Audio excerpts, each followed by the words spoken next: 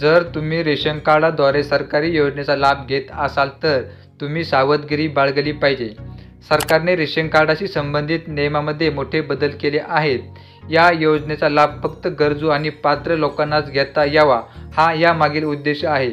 हा बदल अशा लोकांवर लादला जाईल जे आर्थिकदृष्ट्या सक्षम आहेत परंतु सरकारी धान्याचा अन्य पद्धतीने फायदा घेत आहेत.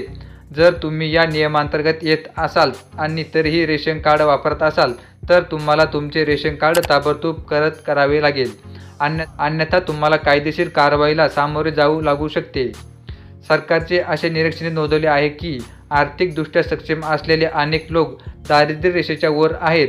तरीही सरकारी योजनेचा लाभ घेणे यामुळे खऱ्या गरजू लोकांनाच वंचित ठेवले जात नाही तर सरकारी संसाधनांचा गैरवापर देखील होतो. हे लक्षात घेऊन सरकारने रेशन कार्ड संदर्भात नियम जारी केले आहेत जेणेकरून केवळ पात्र असलेल्या लोकांनाच याचा लाभ घेता येईल याची खात्री करता येईल. सरकारने काही विशेष अटी घातल्या आहेत ज्या अंतर्गत काही कुटुंबांना त्यांचे रेशन कार्ड परत करावे लागतील. कोणते लोक कोणत्या श्रेणीत येतात ते देखील सरकारला कळेल. जर तुमच्याकडे 4 चाकी वाहन, ट्रॅक्टर किंवा कापणी यंत्र असेल तर तुम्हाला या योजनेसाठी पात्र मानले जाणार नाही. याशिवाय जर तुमच्याकडे 5 kV आणि त्याहून अधिक क्षमतेचे जनरेटर असेल तर तुम्हाला तुमचे रेशन कार्ड देखील परत करावे लागेल. जर तुमच्याकडे 100 चौरस मीटर भूखंड किंवा घर असेल तर तुम्ही स्वतःहून कमाईतून खरेदी केला असेल आणि तुमच्याकडे 5 एकरपेक्षा जास्त शेतजमीन असेल तर तुम्ही या योजनेसाठी अपात्र आहात. अशा लोकांना त्यांचे रेशन कार्ड तत्काळ परत करावे लागेल.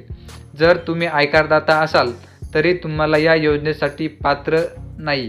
जर तुमच्याकडे शस्त्र परवाना असेल तर तुम्ही देखील या योजनेसाठी पात्र नाही. तुम्हाला तुमचे रेशन कार्ड सोडून द्यावे लागेल.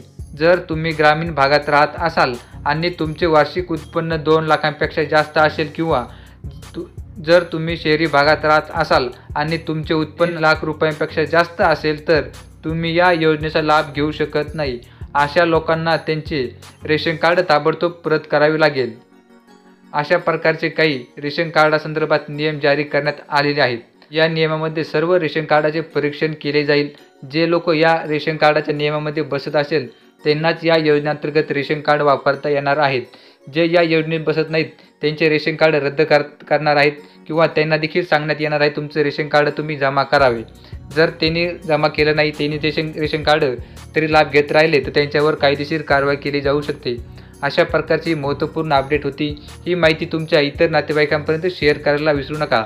तसेच या योजनेसंदर्भाच्या आणि सरकारी योजनेसंदर्भाच्या महत्त्वपूर्ण अपडेट, सरकारी योजनेची माहितीची व्हिडिओ पाहण्यासाठी आपलं यूट्यूब चॅनल सबस्क्राईब करायला विसरायचं नाही.